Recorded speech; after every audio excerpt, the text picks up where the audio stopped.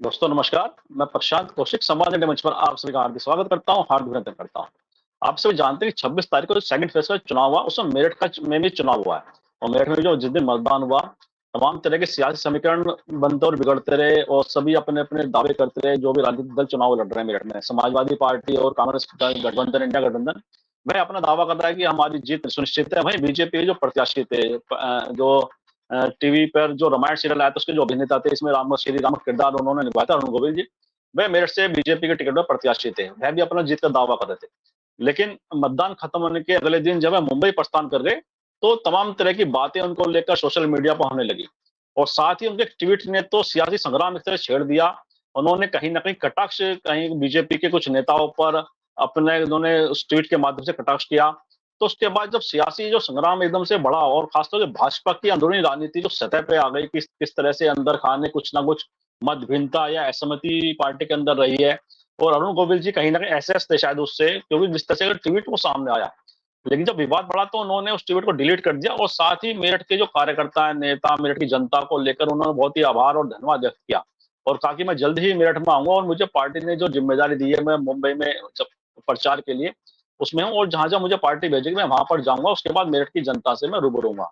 तो इस तरह के तमाम कहीं न एकदम जो उनके ट्वीट के बाद जो एकदम से सियासी संग्राम बढ़ा था, सियासी विवाद बढ़ा था, उसको उन्होंने कहीं न कहीं उसको थामने की कोशिश की। लेकिन देर हो चुकी थी क्योंकि ट्वीट के बाद जिस तरह से लोगों ने प्रतिक्रिया अपनी दी, उसने बहुत सारी चीज़ों को सामने लाया, सतह पर ला दिया। और इसके क्या राजनीतिक मायने हैं, इसके क्या निहितार्थ हैं, इन सब बातों पे चर्चा करने के लिए आज हमारे साथ बहुत ही वरिष्ठ पत्रकार इस चर्चा में शामिल हैं, उनका परिचय मैं आपसे करा देता हूँ। हमारे साथ पुष्पेंद्र शर्मा जी जुड़े हुए हैं, जो कि बहुत सीनियर जर्नलिस्ट हैं, अनेक वर्षों का पत्रकारिता का उनका अनुभव है और वह हिंदुस्तान में मेरठ और आगरा में संपादक रह चुके हैं। मैं बहुत-बहुत स्वागत करता हूँ, बहुत-बहुत अभिनंदन करता हूँ। तो पुष्पेंद्र जी, जैसे आपने देखा कि जो अरुण गोविल जी का जो ट्वीट था, एक्स पे सोशल मीडिया पर प्लेटफ़ॉर्म पर उन्होंने अपना जो वक्तव्य उस पे प्रदर्शित किया था, लेकिन जैसे विवाद बढ़ा, कंट्रोवर्सी बढ़ी, तो उसके बाद वो ट्वीट डिलीट भी हो गया। लेकिन इससे क्या मायने आप देख पा रहे हैं, क्या समझ पा रहे हैं? और साथ ही उन्होंने फिर डिलीट कर दिया बाद में वो, लेकिन कहीं न कहीं वो संदेश तो देने में उन्होंने अपनी जो भूमिका थी उसको पूरी तरह से निभा दी थी। तो उसके क्या राजनीतिक मायने आप देख पा रहे हैं? प्रशांत जी, नमस्कार आपको और दर्शकों को। एक तो आपका ऑडियो थोड़ा डिस्टर्ब था, ध्यान से उसे देखिएगा क्या है। जहाँ तक जी, बात जी। अरुण गोविल की है, तो इसमें बहुत सारी बातें हैं प्रशांत जी, एक ही बात नहीं है। आप इसे थोड़ा-सा पीछे चलते हैं, जब ये हो रहा था कि भई यहाँ से उम्मीदवार कौन बनेगा, उम्मीदवार कौन बनेगा। बहुत पहले आपको याद हो तो शुरुआत हुई कि सब कोई हाई प्रोफ़ाइल आदमी आएगा और शायद पीयूष गोयल जी आएँगे। ये कयास लगाए जाने लगे थे, चर्चा भी हो गई थी। फिर पीयूष गोयल के मुंबई के नाम आने के बाद कि वो वहीं से लड़ेंगे। एक बार फिर से पुनः ये चर्चा शुरू हुई कि नहीं, राजेंद्र अग्रवाल जी को ही दोबारा से उम्मीदवार बनाया जा रहा है। लेकिन फिर खबरें ये आने लगी कि राजेंद्र अग्रवाल तो उस परिधि में नहीं आ रहे, ऐज की वजह से और 3 बार के सांसद रहने के कारण उनका टिकट कट जाएगा। तो लिहाजा किसी और को दिया जाए। तो जो यहाँ पे महानगर अध्यक्ष थे मुकेश सिंघल, जो कैंट से विधायक है अमित अग्रवाल, इनका सबका नाम ज़ोरों-शोरों से चलता रहा और जी। एक सुगबुगाहट शुरू हुई कि नहीं, कोई हाई प्रोफ़ाइल लाया जाएगा, शायद अरुण गोविल आएँगे। तब तक फिर बहस चलती रही, सब जद्दोजहद चलती रही, चर्चाएँ चलती रही। तो ये हुआ कि साहब वो बाहरी प्रत्याशी लाएँगे तो दिक्कत हो जाएगी, ये होगा, वो होगा। फिर होली के दिन शायद इनका घोषणा हो गई थी इनके नाम की, अरुण गोविल जी के। तो जी, ये जी। लगा कि भाई बड़ा मास्टर स्ट्रोक खेला है भारतीय जनता पार्टी ने। और क्योंकि 22 जनवरी को प्राण प्रतिष्ठा हुई थी और इन्होंने राम का किरदार निभाया था रामायण सीरियल में। फिर कहीं न कहीं से इनका मेरठ से नाता भी था। भई यहाँ पढ़े थे, इनके पिताजी यहाँ पोस्टेड रहे थे। तो सबको लगा कि ये तो बड़ा बीजेपी का मास्टर स्ट्रोक है और एकदम से जादू हो जाएगा, चमत्कार हो जाएगा और चुनाव ये जीत जाएँगे। क्योंकि हमें ये ध्यान में रखना होगा कि मेरठ सीट जीतती तो रही है भारतीय जनता पार्टी, पर उसे हम कभी भी गढ़ नहीं कह सकते कि ये उनका गढ़ है। कारण उसका ये है कि जो मेरठ शहर विधानसभा सीट है, उसी वही हाथ से निकल चुकी है भारतीय जनता पार्टी के तमाम कोशिशों के बावजूद उसे जीत नहीं पा रहे। अगर यहाँ पे इनका सबसे सुरक्षित है तो वो कैंट है।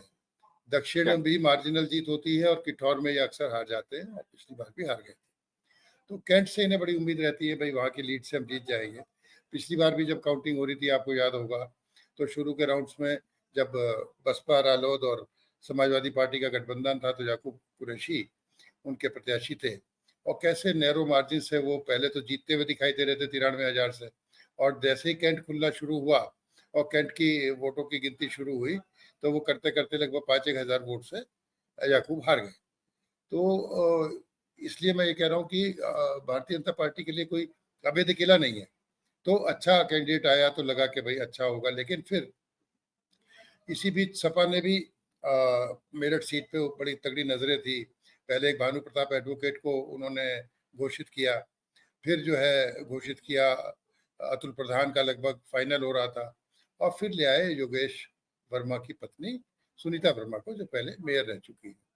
वो भी बातें इसलिए हो रही थी कि भाई वेट कर रहे थे कि कौन सा प्रत्याशी आएगा, उधर से किस बिरादरी का आ रहा है। और इस बार जो बहुजन समाज पार्टी की भूमिका रही प्रशांत जी, वो बड़ी अलग तरह की रही। सामान्यतः माना जी, जाता था कि भाई भारतीय जनता पार्टी की बी टीम है बसपा, तो लिहाजा अगर वो मुस्लिम प्रत्याशी उतार देती तो जो गठबंधन का प्रत्याशी था उसको दिक्कत होती।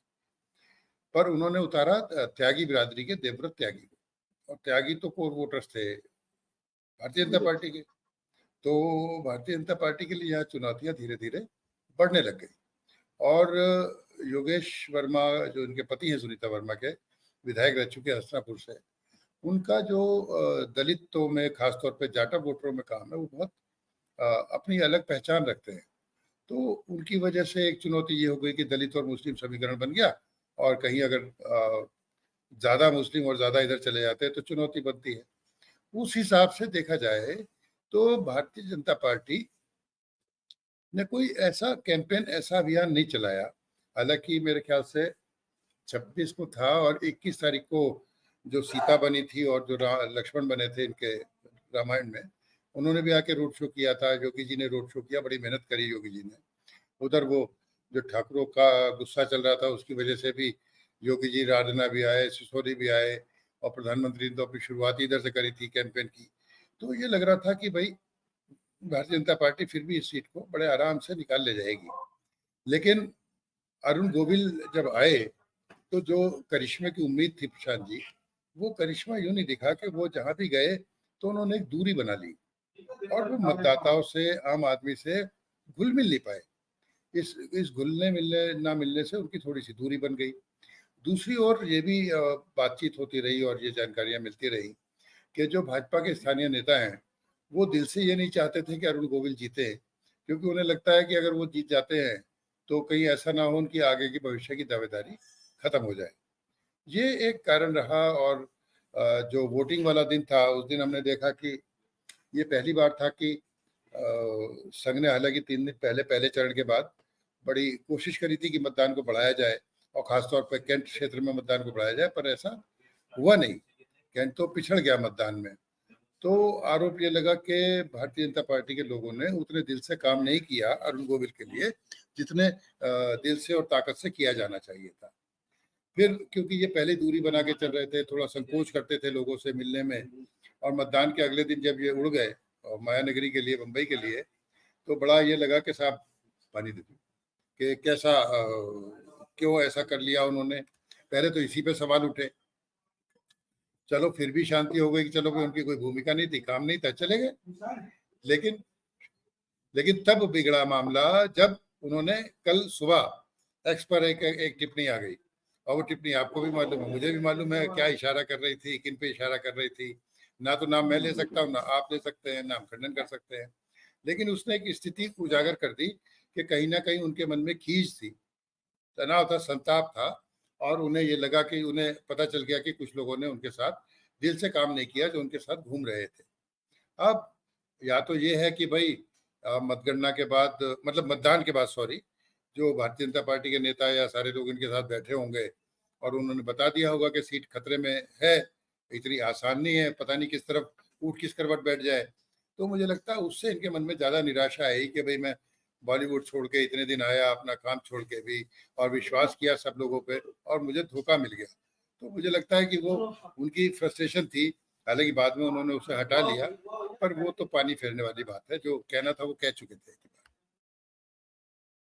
जी, जी, बिल्कुल ठीक कहा आपने, जो कहना था वह कह चुके हैं, और उसके सियासी संदेश तो लोगों ने बिल्कुल उसके अपने-अपने हिसाब से मतलब भी निकालने शुरू कर दिए कि कौन से नेता को उन्होंने टारगेट किया, या किस जो राजनीतिक समूह है पार्टी का, किस पर उन्होंने अपना जो गुस्सा कहीं न कहीं शब्दों के माध्यम से इज़हार किया है। तो ये भाजपा की जो अंदरूनी कलह है या अंदरूनी संघर्ष है, उसको भी दिखाता है? क्या मानना है आपका? देखो, भारतीय जनता पार्टी की बात करने से पहले हम एक बड़ी बात कर लेते हैं प्रशांत जी, आपके चैनल पे आपके दर्शकों के लिए।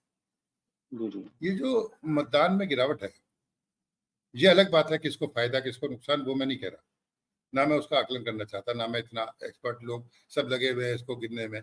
पर उससे इतर एक बड़ी बात ये है प्रशांत जी, कि मतदाता उदास क्यों है मतदान के बस। प्रति। अगर वो इसी तरह से उदास हो जाए और उसे विपक्ष और सत्ता पक्ष दोनों से ये उम्मीद ही खत्म हो जाए कि भाई कुछ चेंज होगा या कुछ बदलाव होगा, तो बहुत खतरनाक बात है। हाँ, अगर वो ये सोच के नहीं गया कि भाई 400 पार का नारा है, जीत तो जाएंगे, तेरी वोट से क्या फर्क पड़ रहा है, तो इतना खतरनाक नहीं है।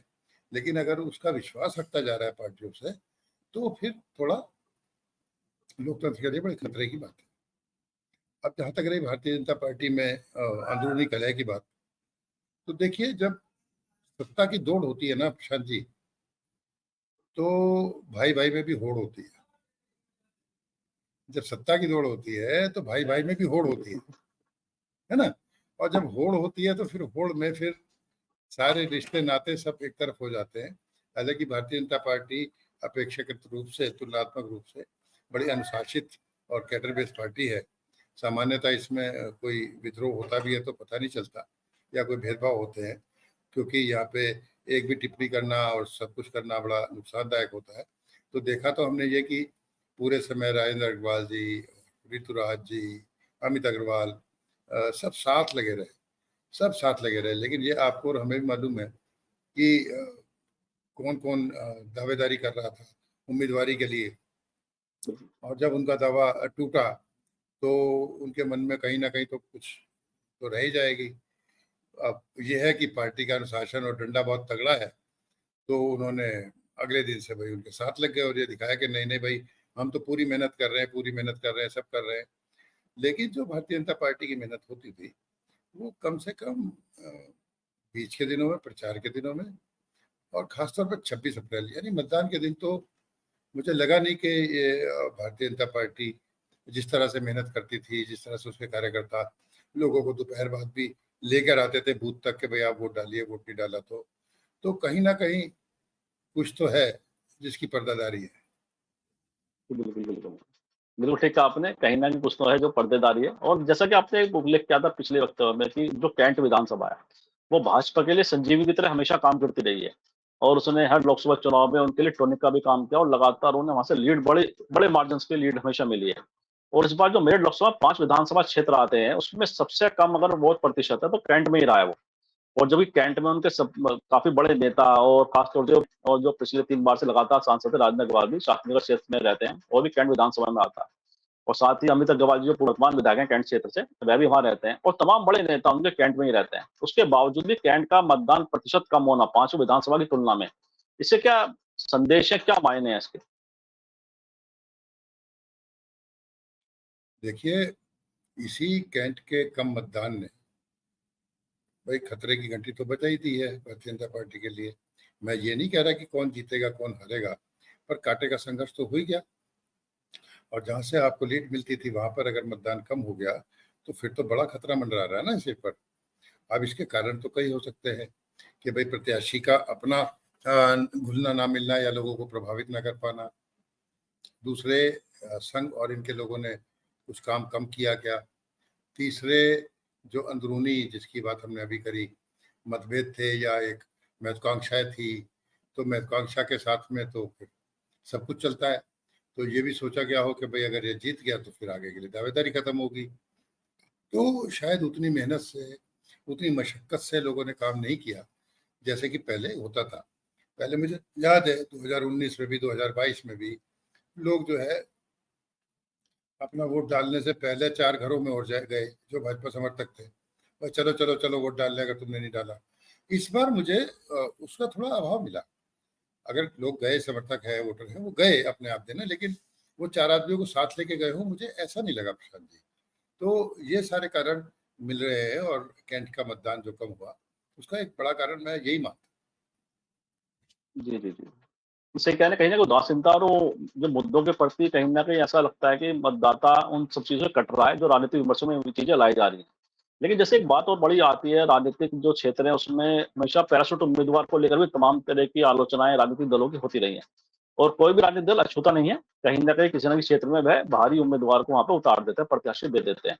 ऐसे में क्या मेरठ में भी ये मुद्दा बड़ा हमेशा बना रहा कि विपक्षी दलों ने इसे भुनाया भी है कि भारी उम्मीदवार और जिस तरह की बातें अरुण गोविल जी को लेकर कहीं कि अगले दिन सुबह फ्लाइट पकड़ के निकल जाएँगे और हालाँकि वह चले भी गए, जो भी उनके कारण रहे हों, जो भी परिस्थितियाँ रही हों। लेकिन विपक्षी दलों ने जो मुद्दा उठाया था, जो लोगों में बहस का विषय उन्होंने बनाया था, वह कहीं न कहीं उनकी बात को साकार भी उन्होंने कर दिया है। तो पैराशूट उम्मीदवारी जो होती है, इसको किस तरह से आप देखते हैं कि क्या ये आवश्यक है? विभिन्न क्षेत्रों में सभी दल करते हैं। क्या ये आवश्यक है राजनीतिक तौर पर?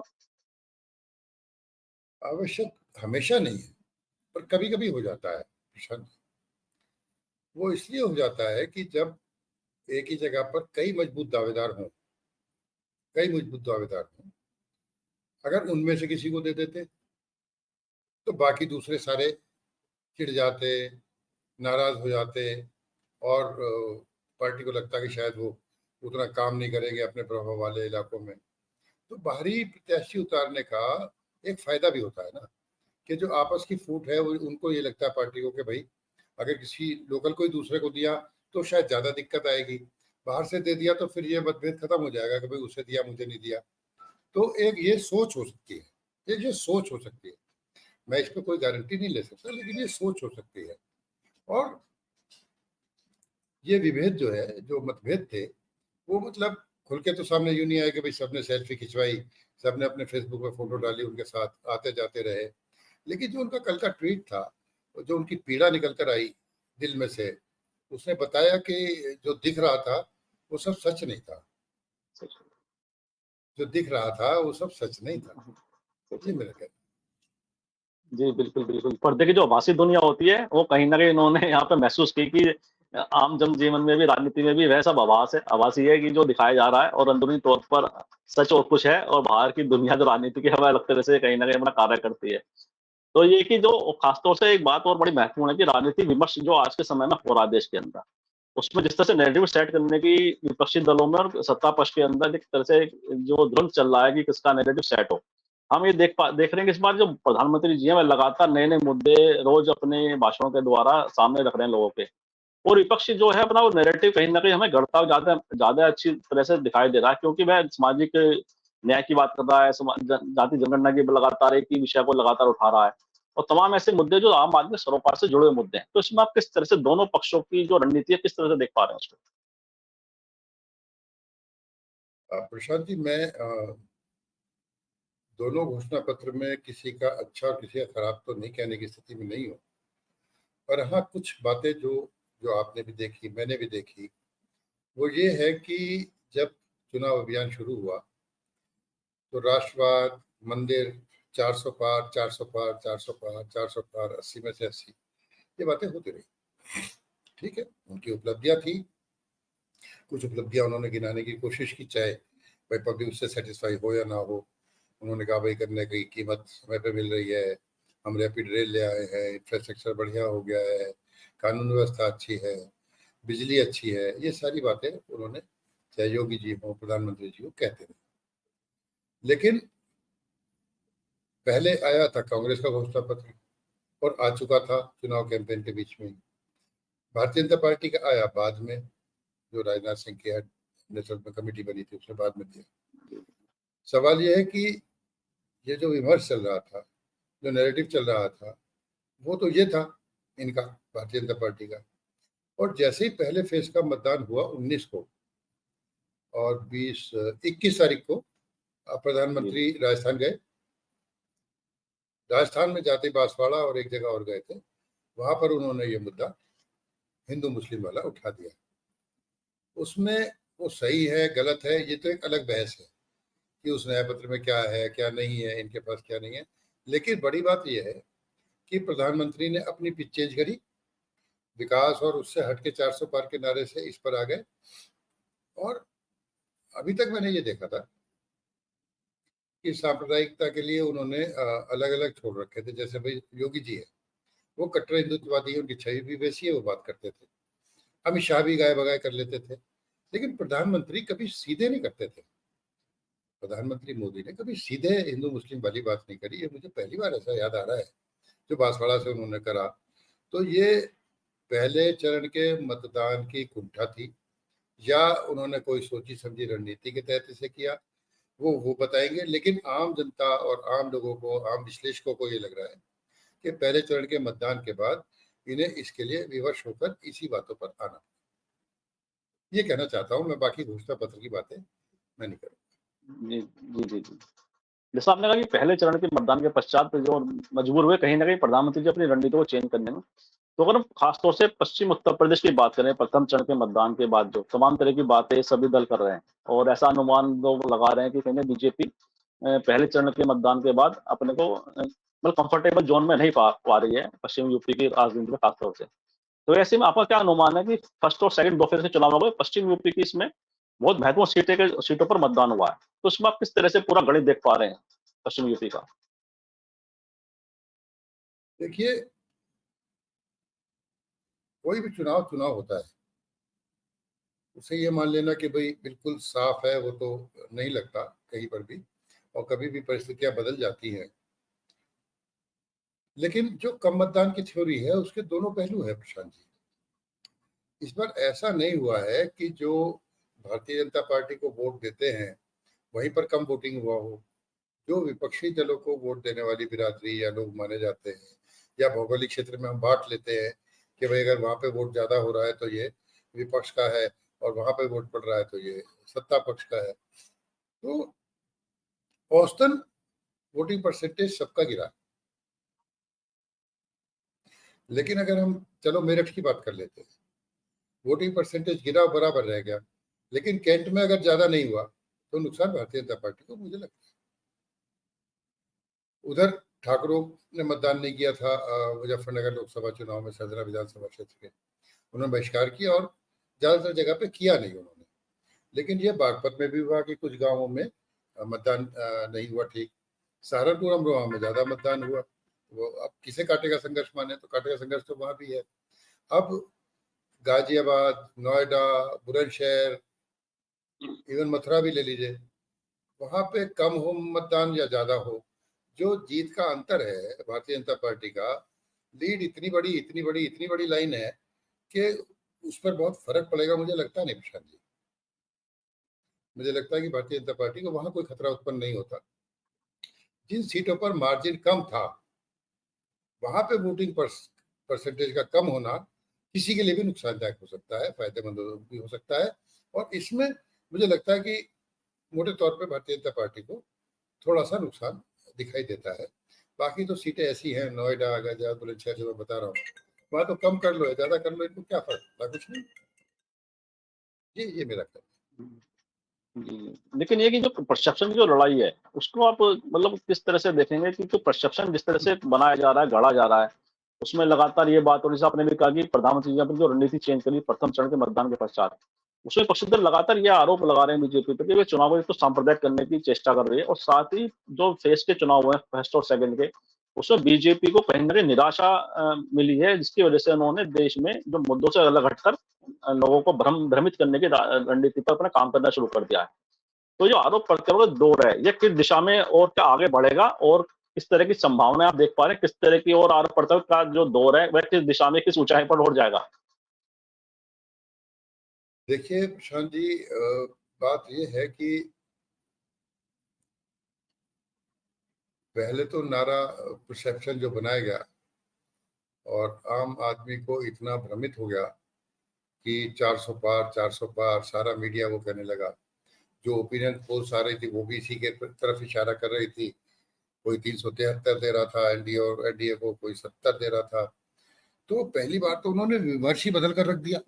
जब शुरू में बातें हो रही थी तो ये बातें हो रही थी कि साहब ये कितनी सीटें मिलेंगी, ये तो कोई कह ही नहीं रहा था कि जीतेंगे या हारेंगे। तो परसेप्शन बनाने की लड़ाई में तो ये हमेशा आगे रहते हैं भारतीय जनता पार्टी वाले। अब ये हम आरोप तो लगा सकते हैं कि भाई पहले चरण की शायद इन्हें खबर लगी है और उसके बाद इन्होंने रणनीति बदली, लेकिन इसकी गारंटी तो हम ले नहीं सकते। हो सकता है भाई घोषणा पत्र जो था कांग्रेस का, उस टाइम तक इन्होंने सही से अध्ययन नहीं किया था, बाद में स्टडी किया तो उन्हें उसमें ऐसी बातें मिल गई, और वो भाई वो अपनी सुविधा से उसे तोड़ मरोड़ के अपनी तरफ से तो पेश करेंगे। वो कांग्रेस के प्रवक्ता थोड़ी है प्रधानमंत्री के, उनकी तरफ से बताया नहीं साहब ये मतलब है, वो तो अपना मतलब निकालेंगे ना, वो तो बताना कांग्रेस को पड़ेगा भाई हमारा मतलब ऐसा नहीं है। तो ये तो चुनाव में अब आम हो गया है। तो परसेप्शन तो जितना प्रोपेगेंडा भारतीय जनता पार्टी कर सकती है, दूसरे लोगों को तो करने मुश्किल होती है। आप देखिए उनका घोषणा पत्र अभी तक कांग्रेस का घर घर तो पहुंचा नहीं, लोगों को तो पता नहीं उसमें क्या है। जितना ज्यादा से ज्यादा, बल्कि प्रधानमंत्री मोदी और जो भाजपा के नेता हैं उन लोगों ने शायद ज्यादा जानकारी दे दी। इतनी जानकारी तो कांग्रेस वाले नहीं दे पाए जनता को, है ना, क्योंकि उन पे साधन ही नहीं थे, इतने साधन है नहीं, और इन पे मीडिया भी है, सब कुछ है। तो परसेप्शन तो भारतीय जनता पार्टी बनाती रहती है, और हो सकता है कि अगले चरण तक कुछ और भी वो चेंज करने की कोशिश करें, कोशिश तो वो करेंगे। जी, जी। अच्छा, जो मायावती जी की राजनीति को किस तरह से देख पा रहे हैं आप? कि मायावती की जो जो सोशल इंजन के तौर पे उन्होंने जो विभिन्न क्षेत्रों में जिस तरह के कैंडिडेट उतारे हैं अपने, और आपने कहा भी था कि कहीं न कहीं जिस तरह के कैंडिडेट उन्होंने उतारे हैं, वो बीजेपी का कैडर जो कोर वोट है, उसको सीधे-सीधे प्रभावित कर रहा है। तो ऐसे मायावती की जो रणनीति है, तमाम तरह की बातें उनको लेके कही गई कि वे बीजेपी की बी टीम है, या और इस तरह के उनको लेकर विपक्षी दल आरोप लगाते रहे। लेकिन जिस तरह से उन्होंने कैंडिडेट उतारे हैं, वह खुद तो कुछ नई कहानी बयाँ कर रहे हैं, और जिस तरह आकाश आनंद, जो उनके भतीजे हैं, जो उत्तराधिकारी राजनीतिक तौर पर मायावती जी के हैं, उनके भी जो स्टेटमेंट हैं, जिस तरह के भाषण हैं, वह भी एक नई दिशा दे रहे हैं राजनीतिक विमर्श को पूरे। क्या लगता है आपको? देखिए बहुजन समाज पार्टी तो धीरे धीरे अपना मतलब आधार खोती चली गई पिछले दिनों। अब कोई करिश्मा हो जाए तो बात अलग है, लेकिन ये भी उनका स्टैंड भी अलग अलग है, कहीं एक जगह स्पष्ट नहीं है। तो अब ये आरोप कम से कम नहीं लगा सकते कि उसने बी टीम की तरह से काम किया भारतीय जनता पार्टी की। भाई मेरठ में उन्होंने जो कैंडिडेट उतारा उसका नुकसान तो भारतीय जनता पार्टी को, मुजफ्फरनगर में जो उतारा दारा सिंह प्रजापति उससे नुकसान भारतीय जनता पार्टी को, बिजनौर में उतारा विजेंद्र सिंह को जाट है तो वो भी नुकसान भारतीय जनता पार्टी को। लेकिन दूसरी ओर सहारनपुर चले जाइए तो माजिद अली को उतारा, नुकसान विपक्षी गठबंधन को। मुरादाबाद चले जाइए तो मुस्लिम उतारा, नुकसान विपक्षी गठबंधन को। तो वो कोई एक स्टैंड नहीं है। अब वो मुझे लगता है छटपटाहट है अपने को पुनर्जीवित करने की और सब जगह जाने की। तो मुझे लगता है आकाश जो आए हैं अभी तो पहली एंट्री है उनकी, हो सकता है वो और जोशीले और उत्साह के साथ आगे बढ़े और कुछ नए नारे गढ़ दें या नई चीजें गढ़ दें। अभी तो थोड़ा सा उसमें डाउट लगता है प्रशांत जी, है ना। जी, जी, जी। ये कार्यक्रम के अंत में आते हैं, और फिर पुनः अरुण गोविल जी के प्रश्न पे ही हम आते हैं, अरुण गोविल जी के सवाल पे। तो अरुण गोविल जी जो राजनीति के पहला जो उनका एक कदम था, पहली उनका एक अनुभव था राजनीति में, तो ऐसे में जो उनका वक्तव्य भी ट्विटर पेज पे जो वायरल हुआ और साथ ही डिलीट भी हो गया, तो ये क्या सब आपस की समन्वयता की भारी कमी दिखाता है कि अरुण गोविल जी भी जो राजनीतिक जमीन है, राजनीतिक सच्चाई है, उसको समझने में पूरी तरह से उतने सफल नहीं हुए। जिस तरह से पूरी समन्वयता का कहीं न कहीं अभाव देखा गया, कि चाहे वो कार्यकर्ताओं से मिलने के संदर्भ में हो या नेताओं के साथ आपसी गठजोड़ को मजबूत करने की दिशा में हो, तो तमाम तरह की बातें अगर हम अगर उसका वो करें, समीक्षा करें एक तरह की, तो क्या इस समन्वयता की भारी कमी को भी दर्शाता है कहीं न कहीं? देखो ऐसा है, सचिन तेंदुलकर बहुत अच्छे क्रिकेटर है, वो राज्यसभा भेजा गया, लेकिन अगर एक सांसद के रूप में उनकी उपलब्धि देखी जाए तो कुछ भी नहीं। सनी देओल को देखा जाए तो उनके लिए भी ऐसे ही आरोप लगते रहे। बहुत कम ऐसे सेलिब्रिटीज हुए हैं जो राजनीति और अपने दूसरी पारी को दोनों को ढंग से निभा पाए हो, दोनों रोल्स को। तो अरुण गोविल कोई जनजात पॉलिटिशियन तो थे नहीं, और कोई उन्हें पॉलिटिक्स की बहुत जानकारी भी नहीं कि क्या होता है। भाई वो इतने सरलता से कह गए थे, जब उनसे पूछा गया कि भाई यहाँ के मुद्दे क्या हैं, तो उन्होंने कहा भाई मैं रहूंगा यहाँ तो मुझे पता चलूंगा, उन्हें स्टडी करूंगा। और सच्ची बात तो यही थी, सच्ची बात तो यही थी भाई, उन्हें क्या पता, जब लोग बताएंगे तो पता चलेंगे। लेकिन क्या पॉलिटिक्स में जब आप चुनाव ये लड़ने सम जा रहे हो तो क्या इतना सच स्वीकार कर लेगा कोई? आपको तो वायरल ठीक किया बात जाएगा, है। आपकी बातों का तो मजाक उड़ाया जाएगा। तो वो पॉलिटिशियन नहीं, उनके डीएनए में पॉलिटिक्स नहीं थी। तो वो बेचारे समझे ही नहीं, जैसा लोग कहते गए वैसा वो करते गए। इसके यहाँ नाश्ते पे चलना, चलो चल दिए। उसके यहाँ जाना, उसके यहाँ चले गए। उसे क्या पता कहाँ जाना है, भगवतपुरा ठीक भी बात ले है। गए, सब जगह ले गए। तो उन्हें तो बेचारों को पता नहीं था। जो जो कर सकते थे उन्होंने अपनी तरफ से किया, बाकी जिनके हाथ में जी, जी। कमान थी उन्होंने जैसा खेला तो वो दुख उन्होंने व्यक्त कर दिया कि कहीं मेरे साथ धोखा तो नहीं हो गया। बाद में वो हटा लिया गया। उन्होंने कहा भाई मेरी टीम ने कर दिया था। बाकी बातों का जवाब तो 4 जून को मिलेगा प्रशांत जी, है ना? ठीक बात, ठीक बात। बिल्कुल ठीक बात। सही बात है, बिल्कुल 4 जून को पता चलेगा कि किसके पक्ष में लोगों ने अपना समर्थन व्यक्त किया है, किसके प्रति अपना विश्वास व्यक्त किया है। और इन शब्दों के साथ ही चर्चा को विराम दे देता हूँ। तो आपने जिस तरह से पूरे जो विषय था ये जिसको सारगर्भित तरीके से आपने पूरा विश्लेषण किया है, मुझे विश्वास है हमारे दर्शकों को चर्चा ज़रूर पसंद आएगी। और मैं अब आपका भी आभार धन्यवाद करता हूँ कि आपने हमारे दर्शकों के लिए अपना व्यस्त शेड्यूल में से समय निकाला। बहुत-बहुत धन्यवाद, बहुत-बहुत आभार। और मैं आप सबसे भी आग्रह करता हूँ इस वीडियो को लाइक करें, शेयर करें, कमेंट करें। साथ ही संबंधित चैनल को सब्सक्राइब बेल आइकन जरूर दबाएं जिससे संबंधित अपडेट आपको समय से मिलते रहे। आप सभी का बहुत-बहुत धन्यवाद, बहुत-बहुत अभिवादन।